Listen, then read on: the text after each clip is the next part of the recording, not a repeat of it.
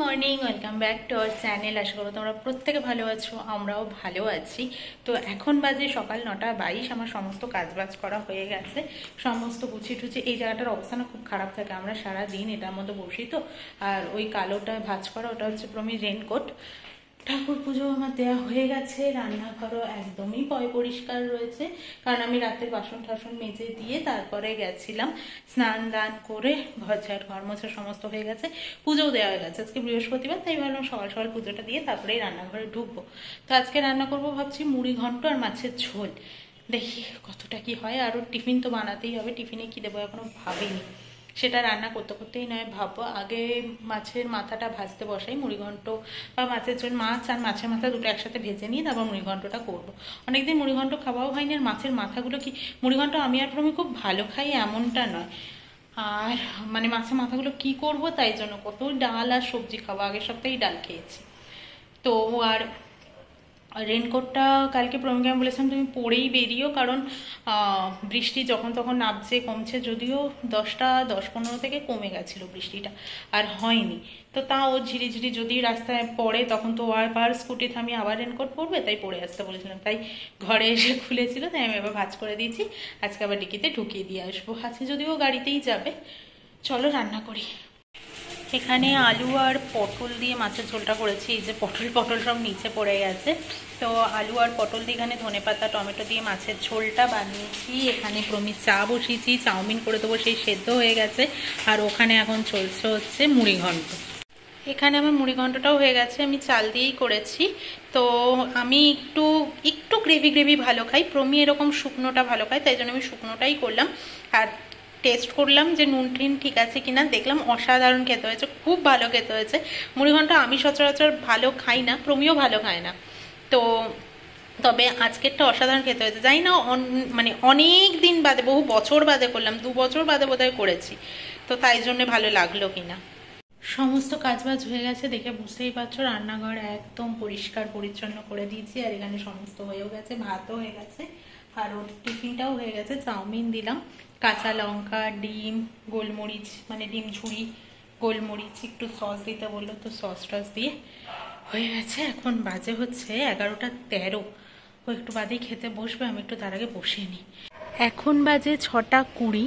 আর মেঘটা করেছে দেখো। রোজ এই বিকেলটা সন্ধ্যেটা হলেই কেন এতটা মেঘ করছে বুঝতে পারছি না, মানে একই টাইম ধরেই রেখেছে, রোজ মেঘ। এবার আকাশটাকে জাস্ট দেখো, বৃষ্টিটা এখনো নামেনি। বৃষ্টিটা নামার আগে আমি চেষ্টা করবো আজকে দুধ নিয়ে চলে আসার। তো দেখি কতটা কি করতে পারি। আমি গেলেই তো আর হলো না, আন্টিটাকেও রেডি করতে হবে তারপর। তো ওই জন্য আমি একটু ওয়েট করছি আর কি। আর তোমাদের সাথে সেই সকালবেলা কথা হয়েছিল, আবার এখন না, এমনটা কখনোই নয় যে আমি এতটাই ব্যস্ত ছিলাম যে তোমাদের কাছে আসতে পারিনি। কিছু খারাপ স্মৃতি পিছন ছাড়তে দেখবো অনেকটাই দেরি হয়, তো সেই জিনিস নিয়ে আজকে একটু মনটা খারাপ বলবো না, একটু কেমন একটা হয়েছিলাম আর কি, তাই জন্য ভালো লাগছিল না আজকে ঠিক। তাই জন্য আর কথা বলিনি। আর আমি ভাবলাম যে একটু বেরোবো, কিন্তু কোথায় কি বেরোবো বলতে, সামনেই প্রমির জন্মদিন আসছে, তো ওই জন্য ভাবছি একটু দেরি আছে, এখনো 2 সপ্তাহ মতো বাকি আছে এখনো। তো আমি ভাবলাম যে ও অফিসে থাকলে এরকম টুকটাক একটু আমাকে জোগাড় করে রাখতে হবে, যদি হাতের কাছে না পাই তাহলে আমাকে অনলাইন অর্ডার দিতে হবে। তো এইসব ভেবে আমি ভাবছিলাম যে টুকটাক করবো। স্পেশাল মানুষকে স্পেশাল ফিল করাতে কার না ভালো লাগে বলো, সেটা আমারও ভালো লাগে। ও টুকটাক কিছু জানে, কিন্তু সবটা জানে না কি হতে চলেছে বা না হতে চলেছে। দেখা যাক কতটা কি করতে পারি আমি। আর দেখবে যে শুধুমাত্র যে আমাদের ভালো সময়টাই আমরা মনে রাখি, যে আগের বছর এই দিনে আমার এই ভালোটা হয়েছিল, তেমন এটাও মনে রাখি। ভালো যতটা না বেশি মনে রাখি, দেখবে খারাপগুলোও বেশি মনে পড়ে। আমার তো মনে হয় খারাপ দিনগুলো পেছন ছাড়তে বেশি টাইম নেয়। মনে পড়ে যে আগের বার এই দিনটাতে আমি এই করেছিলাম। আজকে সকাল থেকে, আজকে কেন কালকেই আমি প্রমিকে বলছিলাম যে আজকে 1 আগস্ট, আজকের দিনে প্রমিকে নিয়ে গিয়ে সেকেন্ড টাইমের জন্য আমি অ্যাডমিট করিয়েছিলাম হসপিটালে। আর এই টাইমটাতেই, মানে 6টা সাড়ে 6টার টাইমটাতেই ওকে নিয়ে চলে গেছিলো ডাক্তার ভেতরে, আমি বাইরে একা। সেই টাইমটাতে যে কতটা অসহায় লাগে মানুষের একা বাইরে দাঁড়িয়ে থাকা, তো সেইটা আমি সেই দিনকে ফিল করেছিলাম। তো সেই জিনিসগুলোই না হয়তো প্রমি ঠাকুরের ইচ্ছেতেও এখন ভালো আছে। ও হয়তো জিনিসগুলো তখন ও কষ্টটা ভোগ করেছে, কিন্তু ওকে ওই কষ্টটা ভোগ করতে আমি দেখেছি সামনে থেকে। আর সেই টাইমটাতে পুরো একা, মানে ডাক্তার আসছে, রাউন্ডে কথা বলা, ওষুধ আনতে বললে ওষুধ আনতে যাওয়া, খাওয়ার জোগাড় করা আমাদের দুজনের, মানে পুরো ছোটাছুটি সবটা মিলিয়ে, মানে সেটা নয় বাদই দিচ্ছে, কিন্তু ওই যে ওই মোমেন্টটা যে কি কেটেছে সেই টাইমটাতে, সেগুলোই একটু মনে পড়ে যায় আর কি এইসব ডেটগুলোতে, আর কিছুই নয়। আর ও ফার্স্ট টাইমের থেকে সেকেন্ড টাইম বেশি কষ্ট পেয়েছিল, সেইটা দেখাটা সামনে, চোখের সামনে। তো এই আর কি, আর তেমন কিছুই না। কষ্ট পেয়েছিল বলতে মানে প্রথম টাইমে হচ্ছে ডাক্তারের কাছে যাওয়ার আগে অবধি, ডাক্তার তো দেখানো হচ্ছিলই অনেকদিন ধরে, ভর্তি হওয়ার আগে অবধিও কষ্ট পেয়েছে, ভর্তি হওয়ার পরে আর তেমন কষ্ট ওকে ফিল করতে হয়নি, কিন্তু পিঠেরটাতেও বেশি কষ্ট পেয়েছিল। তো এই আর কি, আর কি চলো এখন দেখি। আগে দুধটা নিয়ে আসার ইচ্ছে আছে, তারপরে এসে আমি সন্ধে টন্ধে দেবো। তারপরেও যদি বৃষ্টি না আসে তাহলে আমি একটু বেরোবো, বেরোতেই হবে। এবার যদি আমি চারপাশটা একটু খুঁজে না দেখি তাহলে আমি অনলাইনে অর্ডার দিয়ে আনানোর টাইম পাবো না। আমি যখন তোমাদের সাথে কথা বললাম তখনও বৃষ্টিটা পড়ছিল না, নিচে নামতে নামতে জাস্ট দেখো ফোটা ফোটা শুরু হয়ে গেছে। ভালোই, ছাতাটা দরকার ছিল। ঠিক আছে, এই গলিটা দিয়ে, এই যে অটোটা দাঁড়িয়ে আছে এই গলিটা দিয়ে ঢুকেই জাস্ট, তো অসুবিধা হবে না, কিন্তু ভিজেই যাচ্ছি। দুধটা যেটুকু নিতে টাইম লাগলো, বেরিয়ে দেখছি আবার বৃষ্টিটা কমে গেল।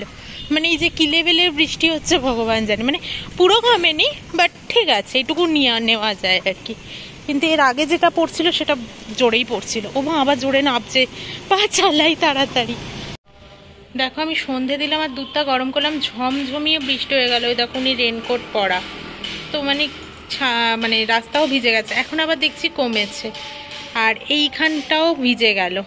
এ দেখো জল, বেরোতে তো আমাকে হবেই, মানে এইভাবে তো 3-4 দিন নষ্টই হয়ে গেল। কি যে করব নিজেই বুঝতে পারছি না। যদি রাস্তায় মাঝ রাস্তায় ঝমঝমিয়ে নেমে পড়ে, না ভাবছি যাই, বেরোই, দেখি ছাতাটা নিয়ে কি আর হবে।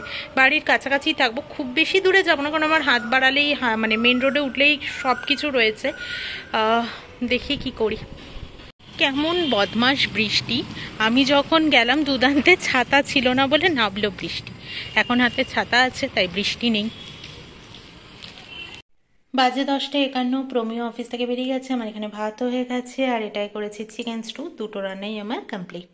কাল দিন না লক্ষ্য করছি 10টা বাজলেই আমার ঘুম পেয়ে যাচ্ছে। আজকে ঠিক 10টা বেজেছে, যখন ঘুম পাচ্ছিল তখন আমি রান্না করতে চলে গেছি। তো ওই জন্য 10:51 বাজে, তাই তোমাদের সাথে কিছু শেয়ার করিনি। আর কি বা শেয়ার করতাম, চিকেন স্টু তো আমি বহুবার তোমাদের সাথে শেয়ার করেছি পেঁপে আলু দিয়ে। আমি মাংস টাংস সমস্তটা, পেঁয়াজ আদা রসুন টমেটো কাঁচা লঙ্কা সমস্তটা মেখে ঝুঁকে পরিমাণ মতো নুন দিয়ে বসিয়ে দিই। আর এই এক হয়েছে জ্বালা, এখন পিঙ্ক সল্টটার না আমি ঠিক পরিমাণটা বুঝতে পারছি না, টাটা সল্টের মতোই একই দেবো কিনা। একই দিতে গেলে পরিমাণটা একটু বেশি বেশি লাগছে, আবার একটু কম দিলে একটু কম কম লাগছে। ওটার সাথে আমি এখনো ইউজ টু হতে পারিনি, আস্তে আস্তে হয়ে যাবো ঠিক করে। তো চলো আজকের মতো টাটা, গুড নাইট। ব্লগটা কেমন লাগলো তোমরা জানাতে ভুলো না। আশা করি তোমাদেরকে আগামী দিনেও পাশে পাবো। নতুন বন্ধু হয়ে থাকলে অবশ্যই সাবস্ক্রাইব করে পাশে থেকো, লাইক শেয়ার কমেন্ট করতেও ভুলো না। টাটা।